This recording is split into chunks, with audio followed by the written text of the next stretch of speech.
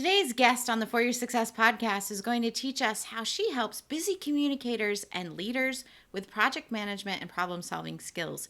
She helps you figure out how to create strategic partnerships and know that is not a scary word. Hi, it's Hornor. Thanks for tuning in today to the For Your Success podcast, an inspirational program about overcoming the I'm too small mindset, redefining success, and growing your lifestyle business legacy without fear. And now, here's your host, my beautiful wife and Christian business mentor, Katie Hornor. I am so excited to have you with us today, Christa. Thank you for joining us on the For Your Success podcast. Thank you so much for having me, Katie. I've been looking forward to this. Yeah. So for our listeners, or those of you watching or listening, wherever you're taking this in, Christa and I met at a podcast conference, Spark Christian Podcasters Conference, and I was debuting my book, Faith Like Flamingos, at that event.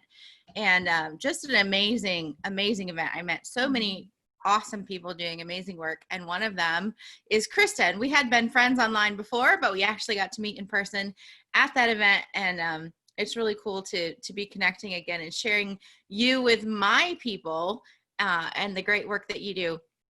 Your specialty is partner strategy, right? Or strategic partnerships, or however you want to say that. Tell us a little bit about how you got turned on to this idea for growing your business. Well, at one point, maybe about a year or 18 months into trying to grow my business, I looked around and realized I wasn't really growing anymore. I kind of hit a stagnant place where growth wasn't happening. And as I looked around in my circle, I realized that I was seeing and talking to all the same people. I was doing the right things. I was active on social media, and I was creating great content, and I was creating products that people were asking for. So I was doing all the things that you hear you need to do to start and grow a business. But I think it stagnated because I was talking to all the same people all the time. The same people who were in my Facebook groups and in the other groups that I joined and in the conferences that I went to and the courses that I was in. It was all the same people. And so I finally realized that in order for my business to grow and get out of that stagnant place, I needed to enlarge my circle so that I could reach more people with the important message and the important services that I had. So I began to really focus on strategic partnerships and finding people who were talking to the same people that I wanted to talk to, but maybe talking to them about something a little bit different. And how could we work together in a way that would benefit both of us? And so that's when my business started growing. And since then, every spike that I've seen in my business growth, I'm able to tie it to a time when I was collaborating or partnering with someone else. I love that. And I love the idea of collaboration because I'm real big on the fact that we need to be colleagues, not competitors, Yes. And we may serve some of the same people, but you obviously have a different energy, a different message, a different life experience that you bring, and you're going to resonate with some that I'm not going to resonate with. Right. And so why not promote each other? Right. Right. And if there's people in my audience that I'm definitely not the coach for everybody. I totally understand that and get that. Whether it's because of my experience, my personality, the areas I focus on, I'm not the right coach for everybody. But if you're in my audience and you're looking for a coach and I'm not it, I want to help you find the one who is. And so I'm not afraid to collaborate and work with people who you might consider my competitor or close to being a competitor, because I just want to help the people that I serve find the right people to serve them. And so that's kind of one of my attitudes about collaboration that's helped me to open the door to more opportunities and more people that I can collaborate with, because I'm not limiting myself by excluding people that I might be competing with. Yeah, I like that. And I want to come back to the opportunities in a second. But before we do that, I'd love to back up and get a little bit more of your history. How did you get into business for yourself? Like, what's your background experience, and in what ways? I know the partnership is your specialty, but in what ways, like, who's the perfect person to work with you in terms of how you help people? Yeah, so I am by career, I'm a project manager in the engineering and construction industry, and I do still work full time in that industry.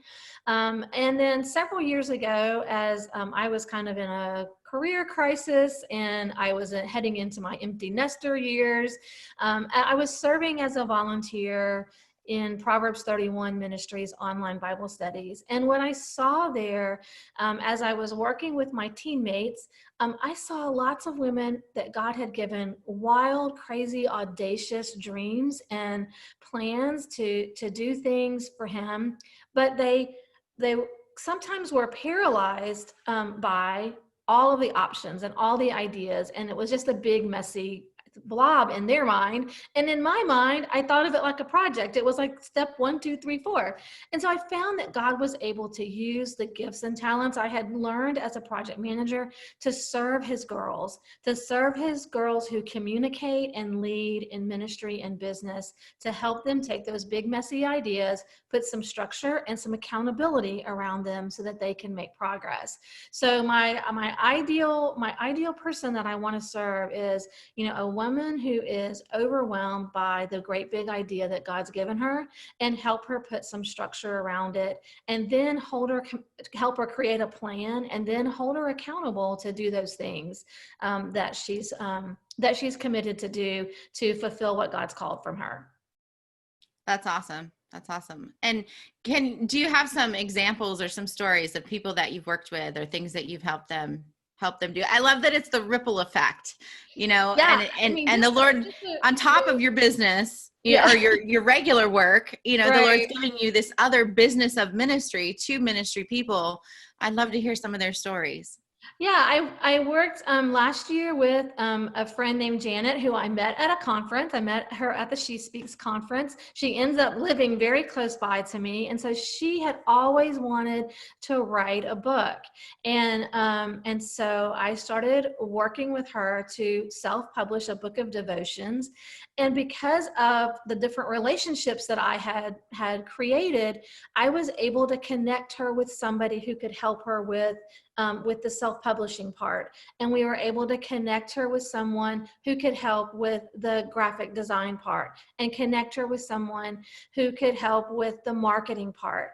And so it took all of those pieces together to help Janet be successful and do something that she had dreamed about doing and not been able to do on her own, in order to pull all those pieces together and collaborate with different people to see her goal met. And I think that's one of the important things when you're looking at developing a collaboration, is what is your goal? Janet's goal was to self-publish a book and for people to read it. And so it took her collaboration with different partners in order for her to reach that goal. So your goal may be to grow your email list, or to increase your sales, or to increase your influence in a certain community.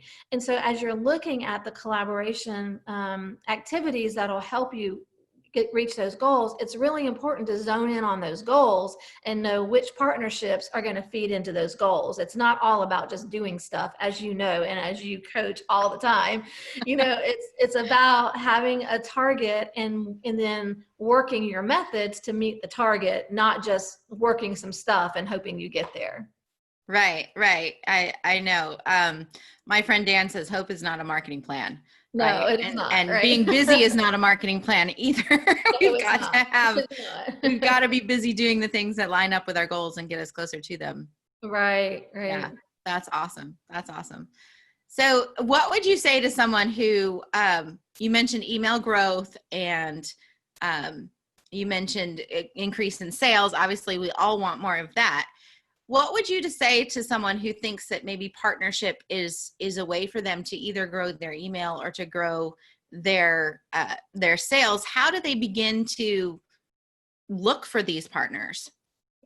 Yeah, I think you want to look around for, number one, you need to find people who are talking to your people. Like I said, it's not, and they may be talking to them about something a little bit different. So one example I like to use is, let's say that you are a mom who has this really great method for sleep training your baby. So you want to go and find other people who are talking to young moms. So maybe you find someone who is talking to young moms about creative things they can do with their toddlers. And so you want to, kind of find those people that are talking to your people already, and then talk about how you can make a partnership that's mutually beneficial for the two of you. And so it may be, it's not all about, I know I've heard it, a lot of people have said about leveraging someone else's platform to build your own. And although that technically is maybe what you're doing, but it's not all about just taking from someone else. It's about how you both can benefit from a partnership. And so as you're looking for those partners, look for something that you can offer them and that they can offer you. You're going to get a lot more yeses if you're offering something to them as well than you are if it sounds like your offer or your partnership proposal is just something that's going to benefit you. Yeah, I love that it's a two-way street. And even when you think about like the picture of a lever, Right. you're putting it over something in the middle, right? And you're putting pressure on the one end so that whatever's on the other end is going to raise up. Right. And so essentially leveraging somebody else doesn't mean it all rolls my direction. It means I'm really lifting them up. That's the way it should be, is to lift them up. Yeah. One of the recent collaborations that I did was right after all of the shutdown for the coronavirus started, and I started working from home. I just needed a break in my day. So, and there were lots of conversations going on about how people are handling the crisis. And so I started a series on my Instagram of called it Lunch Break Live. And every day in the middle of my day, I would invite a friend in to have a little live interview right there on Instagram. And so I was kind of strategic about who I invited in. That would be people who I wanted to be able to speak to their audience, because I knew that they would bring people with them. But some of the people that I collaborated with, they had never gone live on Instagram before. So for them, the benefit was learning how to do live interviews on Instagram. And for me, the benefit was increasing followers and increasing my circle. So the benefits don't have to be the same for each of you. It's not about both of you trying to accomplish the same goal. You may be accomplishing different goals for each other when you're working together. So that was a really successful collaboration for me. It didn't cost me anything. I got a lot of people to say yes. And out of that one series of collaborations, I have gotten additional followers. I've gotten podcast guest interviews. I've gotten invitations to speak at summits, all because I gave other people access to my platform and let them share about what they were doing. And we were able to begin partnering together on other things than just that initial event that I planned. I love that. And it's happened to me as well, where people have said, hey, can I help you promote something? And I'm like, sure, what do you need me to do? And she was like, well, send me an Instagram story. And I was like, I'm not very good with stories. How do you do that? And she had to walk me through doing Instagram stories, but then she promoted it. And then I was able to see what she did and kind of copy that and learn to up my game a little bit there. Right. And then with other people, just as another example, with a recent launch that we did, I invited someone to promote for us for affiliate commissions. Those people ended up converting higher than my own people did on that particular offer, because they came from a trusted person. That person already had built up trust with her people. And so when she said, hey, you need to learn from Katie, they trusted that. I didn't have to start from zero with them. And they converted at a much higher rate than even some of my own people did. And so, now I'm able to go back to those people and say, hey, what have you got? How can I promote your next thing and introduce my people to you? And it just becomes this thing. I've done this with you. I've done this with other podcasters. I've done this with my friend Matt Tommy, who'll be on the show in a couple of weeks. It's just amazing how those relationships and those friendships start forming when you see people as co-laborers instead of competitors. and you're trying to always leverage to push them up, right? Yeah, I heard at one of the first She Speaks conferences that I went to, I heard Lisa Turkhurst say, God is not interested in making my piece of the pie bigger. He's interested in making the whole pie bigger. And when the whole pie gets bigger, when our global influence for Christ online and in person gets bigger, then everybody's individual piece is going to be taken care of.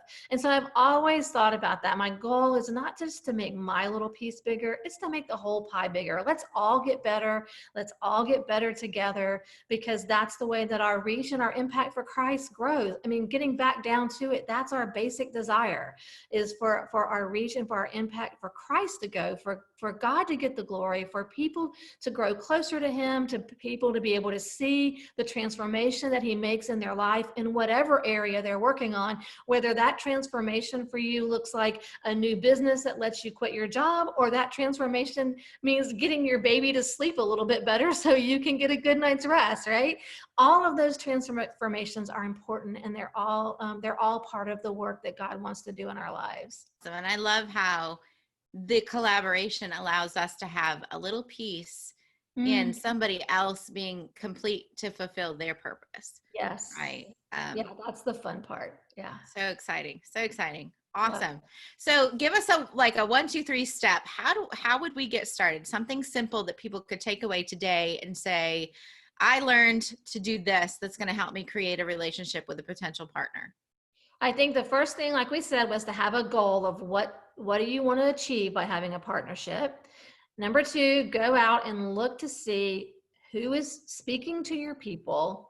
Number 3 is, how can I add value to that person? How can what I'm going to offer add value to that person? And then engage with them. Too often we see these things and we do one of two, people sometimes do one of two extremes. They either are intimidated and say, oh, I'm not even going to reach out to that person. Well, you've just told yourself no.